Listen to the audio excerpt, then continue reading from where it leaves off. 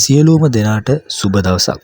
UNS School Sport YouTube channel එක මගින් මම ඔයාලට පළවෙනි වීඩියෝ එකේදී අරන් ආවා අපි කොහොමද කුඩා ව්‍යාපාරයක් පටන් ගන්න කියලා. එහෙනම් අපි කුඩා ව්‍යාපාරයක් ලෙස ජූස් බාර් එකක් අපි ආරම්භ කරන විදිහ කතා කරා. ඒකට අවශ්‍ය වටපිසාව, පරිසරය, කුමන ස්ථානයකද නිර්මාණය කරන්නේ, ඊට පස්සේ ඒකට එන කස්ටමර්ලට අපි කොහොමද ආහාර පිළියෙල කරන්න කියන දේවල් අපි පළවෙනි වීඩියෝ එකෙන් කතා කරා. අද එහෙනම් මම ඔයාලට දෙවෙනි වීඩියෝ එක ගැන කතා කරන්න යන්නේ. අද දෙවෙනි වීඩියෝ එක වශයෙන් අපි කතා කරන්නේ ජූස් බාර් එකකට අවශ්‍ය මෙනු එක මොකක්ද යන්න. එහෙනම් සියලුම දෙනා වීඩියෝ එක අවසානයේ වෙනතෙක් රැඳී සිටින්න. ඔයාගේ ව්‍යාපාරයට අවශ්‍ය මෙනු එක මම අද මේ වීඩියෝ එක තුල කතා කරනවා. එහෙනම් අපි මුලින්ම බලන්න ඕන ඉතා අඩු මුදලකට අපි කොහොමද මේ අවශ්‍ය පළතුරු ටික අපි හොයාගන්නේ කියලා. ඇත්තටම ව්‍යාපාරයට අපිට ඔයාට මට ලොකු මුදලක් ආයෝජන කරන්න බැරි වෙන්න පුළුවන්. ඒක නිසා අපිට ලේසියෙන් හොයාගන්න පුළුවන් පළතුරු අපි ඉස්සරවම මුලින්ම හොයාගන්න බලමු.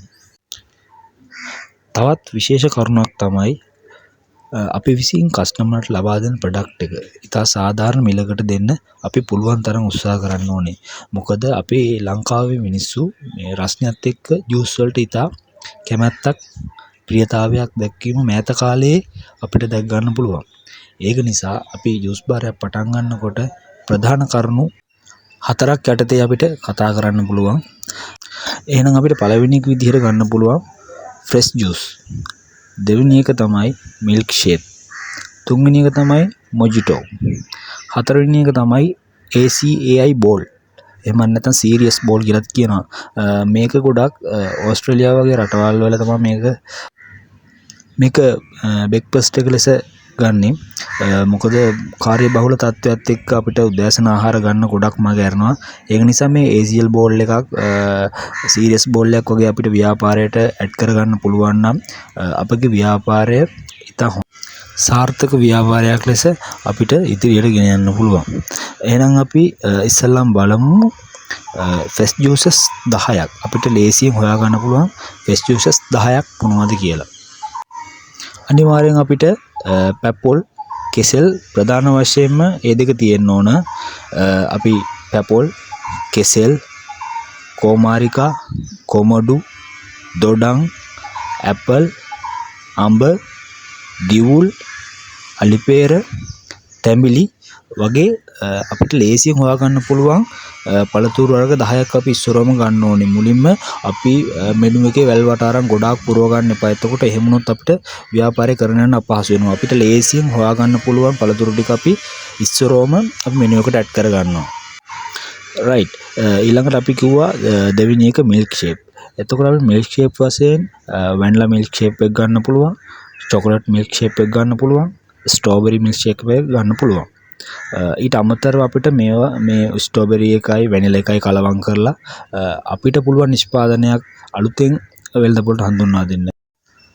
තුන්වෙනි කොටස තමයි එහෙනම් මොජිටෝ. එහෙමත් නැත්නම් අපිට ගන්න පුළුවන් ෆ්ලේවර්ස් දෙකක් තියෙනවා. එකක් තමයි බූ ලෙමන් මොජිටෝ, අනිත් එක රෝස් ලෙමන් මොජිටෝ. කියන මේ ෆ්ලේවර්ස් දෙකම ඔයාලට ඔයාගේ පාරිභෝගිකයන්ට ලබා දීමේ අවස්ථාවක් තියෙනවා. හතරවෙනි කරුණ ලෙස ACAI බෝල් නැත්නම් සීරියස් බෝල් කියන මේ ආහාරය ඕස්ට්‍රේලියාව ජාතිකයින් උදැසන ආහාර ලෙස ගොඩක්ම ගන්නවා. ඒත් එක්කම අපි ලංකාවෙත් මේ කාර්යබහුලත්වයත් එක්ක මේ ACL බෝල් එකක්, සීරියස් බෝල් එකක් අපේ මෙනු එකට ඇඩ් කරගන්න පුළුවන් නම් අපි කාර්යබහුල කස්ටමර්ලා ඉන්නේ.